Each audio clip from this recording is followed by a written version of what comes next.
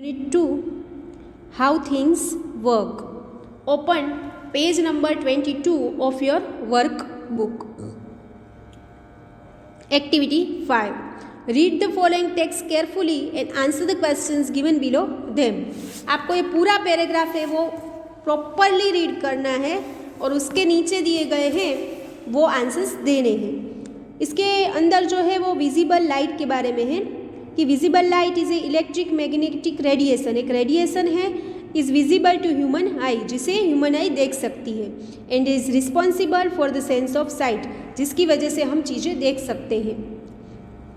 Visible light has a wavelength in the range of about 380 nanometres और 380 multiply by 10⁻⁻7 meter to about 740 nanometer between the invisible infrared with long wavelengths and the invisible ultraviolet with shorter wavelengths।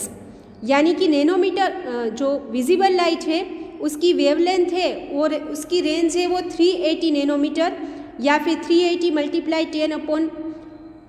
10⁻⁻7 metre जितनी है, और यानी कि 740 nanometer between the invisible infrared with long wavelength, उसकी जो wavelength से यानी कि लंबाई जो है वो है, and the invisible ultraviolet with shorter wavelengths, यानी कि इनविजिबल अल्ट्रावायोलेट है वो शॉर्ट वेवलेंथ्स में होते हैं।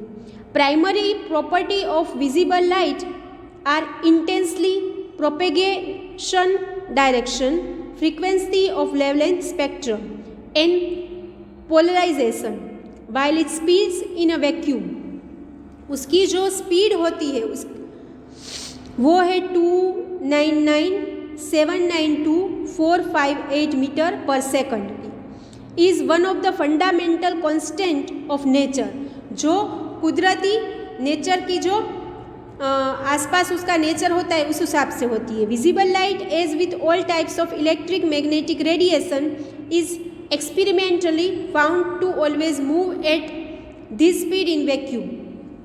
विजिबल लाइट होती है उसके पास बहुत सारे टाइप्स के रेडिएशन होते हैं जो मूव एट दिस स्पीड, वो ये स्पीड में चलती है।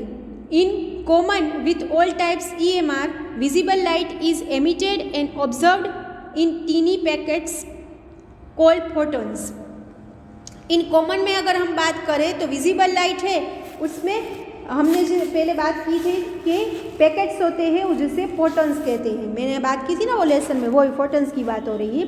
And exhibits properties of both waves and particles, उसके अंदर वेव्स यानी कि तरंगे होती है उसकी भी प्रॉपर्टी होती है और पार्टिकल्स होते हैं उसकी भी प्रॉपर्टी होती है। This property is referred to as a wave particle duality, उसे वेव पार्टिकल ड्यूअलिटी कहा जाता है। The study of light known as optics, जो लाइट का स्टडी करता है उसे बोलते हैं ऑप्टिक्स। हमने कभी चश्मा की दुकान होती है उसमें भी देखता है कि ऑप्टिशियन लिखा हुआ होता है, ऑप्टिक्स लिखा हुआ होता है, तो जो आँखों का जो हम चेकिंग कराते हैं वहाँ पर जो काम करते हैं उसे भी वही कहा जाता है, ऑप्टिशियन कहा जाता है। ठीक है, तो जो लाइट का स्टडी करते हैं उसे ऑप्टिक्स कहा जाता है। Is an important research area in modern physics, modern physics के अंदर ये तो हमको थोड़ा सा समझाया गया है लेकिन बहुत बड़ा एरिया है वो। The sun is earth primary source of light, sun है वो हमारा लाइट का प्राइमरी सोर्स है।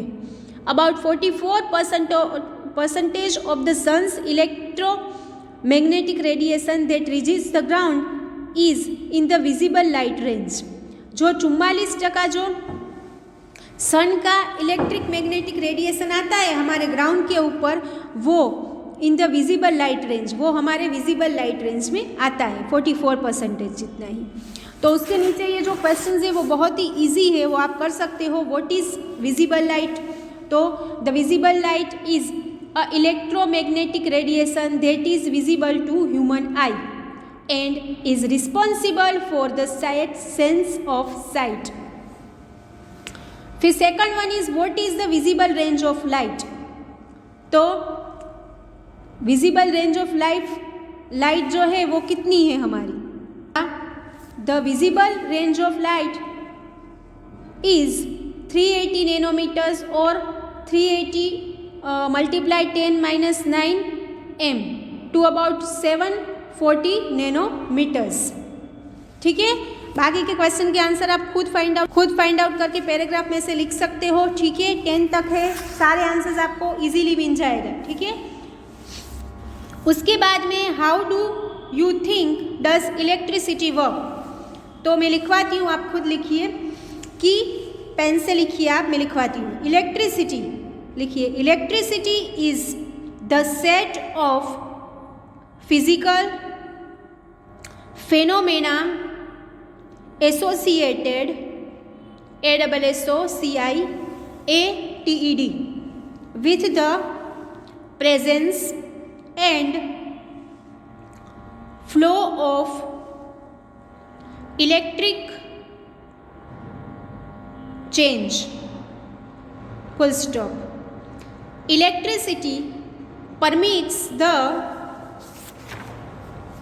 creation and reception of electromagnetic radiation such as radio waves। ठीक है, उसके बाद में एक्टिविटी 6 है कि उसमें ऐसा कहा गया है कि how does it do that to explain why the cloth under the drop looks bigger than the cloth next to the drop. यानी कि कोई भी टीपा अगर क्लॉथ के अंदर जाता है तो वो कपड़ा है वो next to the drops. Cloth explain why the cloth under the drop looks bigger, यानी कि वो टीपा जाने की वजह से वो बड़ा हो जाता है दूसरे कपड़े की जगह पर। तो ऐसा क्यों होता है?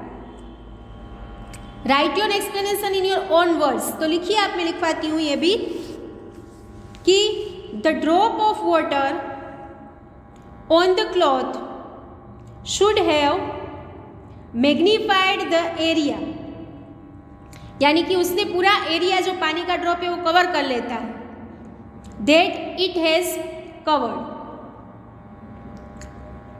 आगे लिखिए, दिस हैपन्स बिकॉज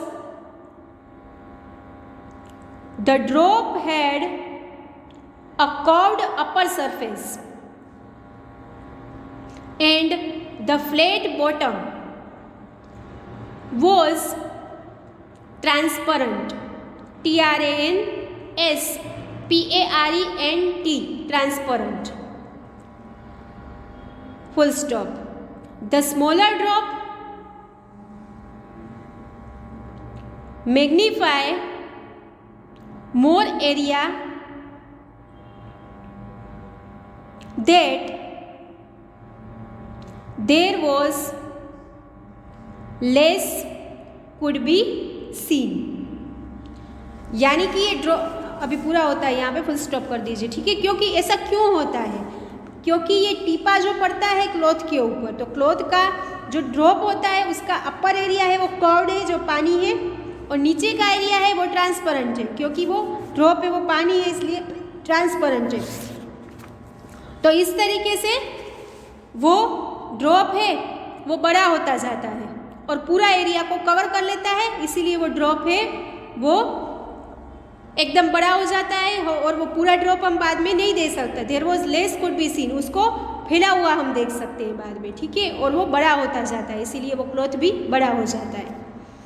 ठीक है, इतनी तक आपको करना है। एक्टिविटी 6 के तक मैंने लिखवाया है वो अच्छी राइटिंग में, बॉल पेन से आपको लिख लेना है। ठीक है, आगे का एक्टिविटी 7 से हम नेक्स्ट पीरियड में करेंगे। Okay, do it yourself, ball pen से ही करना है और यहाँ तक आपको कंप्लीट कर लेना है।